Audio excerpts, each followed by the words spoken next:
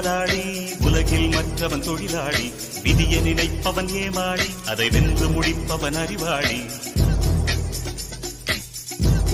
பூமியை வெல்ல ஆயுதம் எதற்கு, பறிக்க கோடரி எதற்கு, பொன்னோ பொருளோ பொற்களம் எதற்கு, ஆசை துறந்தால் அகிலம் உனக்கு.